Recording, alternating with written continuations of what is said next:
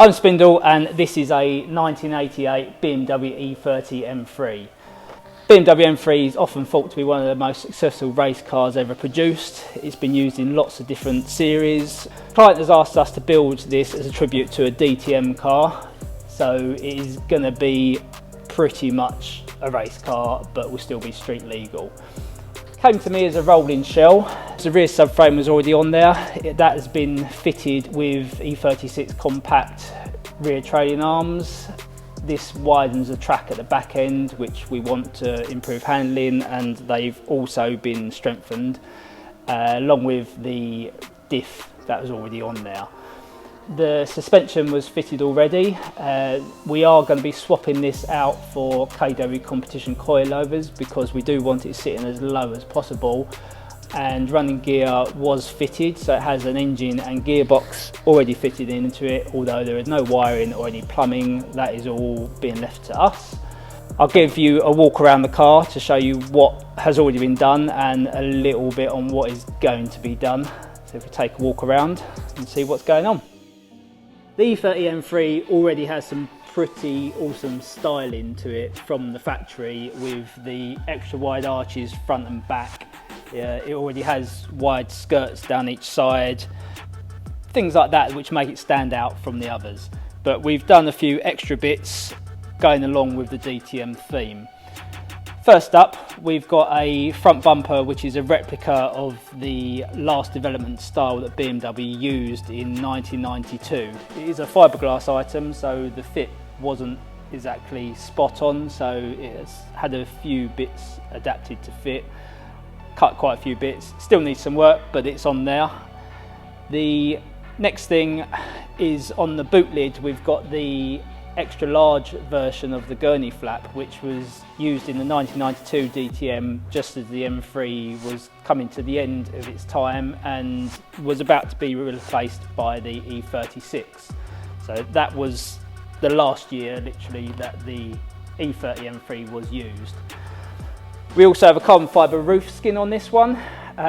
Gets rid of some weight off the top of the car, and let's face it, it's pretty damn cool to have a carbon fibre roof. Although it is painted so you can't see it, but trust me, it's there. Finish off the body modifications, we've got some DTM wing mirrors, again in carbon, again painted, but they are carbon. Inside the car, it already had a flocked E30 dashboard fitted, and the roll cage, which is a custom cage. Dash was obviously cut to accept the cage. The steering column was already in, although we are going to be changing that because we don't need the indicator stalks. We are literally just going to have a steering column set at the height for the client so that it is ideal position for him to drive in. Talking of ideal positions, the seat was quite a headache to get sorted out. It's actually quite a rare Koenig seat that he's purchased, and when I put it on the seat rails it simply didn't fit because of the diagonal on the roll cage. It was far too high, couldn't get it far enough back. Had to cut those bars out, and we've got a different subframe which has mounted the seat practically on the floor, but luckily that ended up being ideal for the client's seating position. Currently no pedals, have got a pedal box in mind, haven't actually got it yet, but there is a bracket. It's going to be a top mounted one with the pedals down rather than the original plan of the pedals being mounted to the floor. Again, that's all going to be covered in a future episode. Controls are mainly going to be a switch panel that is going to be on the steering wheel. That's going to have indicators, horn, all the standard road things that he needs, as well as things like demister and things like that on another panel which is going to be down in the center console. The dials are going to be replaced with an aim dash, which is going to have literally everything on there that is needed for track use, as well as speedo, rev counter, fuel gauge, etc. for street use. The interior is pretty sparse. Other than that, there is going to be a fire extinguisher system obviously needed for track use.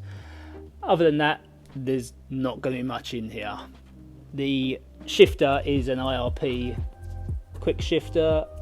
that needs to go in, although I do need to modify the linkage for that because the gearbox just is too close to the original hole. So again, that might be covered in another issue.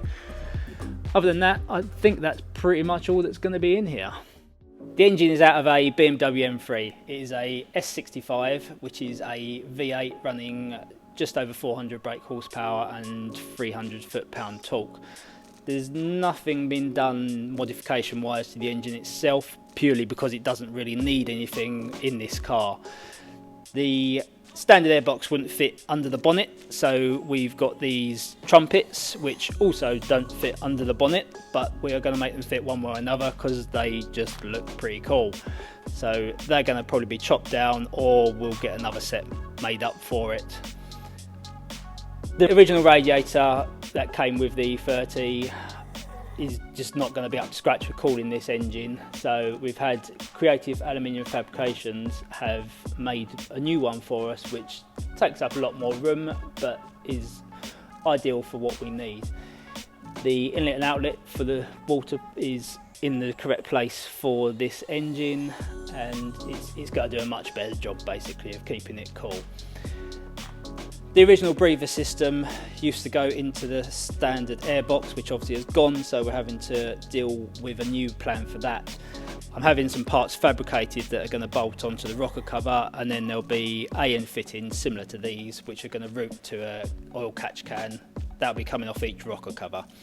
You can also see here something that I've just recently fitted. It wasn't on the car when it came in. I've been doing the fuel system. This is a Nuke Performance fuel pressure regulator, and I've used all these AN fittings to run through the car. So that shows where we are with the car at the moment. Future videos are going to cover the brake system, which is going to have custom Hell brake lines throughout the whole car, from pedal box to each corner and clutch. The brake discs are being made at the moment, which are again custom due to the centre lock wheel fitting system. That takes me on to the drivetrain. There's a lot of the drivetrain that is not standard on this car. Again, will be covered. Some of the bits I've done already, I will go over what has been done and the extra bits we're doing as I'm doing them. The engine needs all the plumbing, all the electrics, all the oil system, the catch can, the header tank, everything needs doing on that. The pedal box currently doesn't exist at all. That needs working out. When that's in, I will put that up on video and how to set it up, because it's going to have a brake bias adjuster on it. The body fittings, front bumper still needs lots of work. I've not even looked at the rear bumper. I'm assuming that's going to need lots of work. The seals need fitting on. The wiper system at the moment is a standard twin wiper. Considering making it into a single wiper, which will have to be made from scratch, so that will be covered on here as well. Interior, although there's not much going on in there, there are going to be bits that obviously need doing. The other major thing on this car is it is running an air jack system. Normally air jacks are powered by a lance in the back of a car to lift the car up for quick wheel changes. We don't have that luxury, so I need to work out a way to power the air jacks from inside the car that is self-sufficient. That about wraps up some of the future plans. Thanks for joining me on the walk around the car, and I look forward to finishing this build.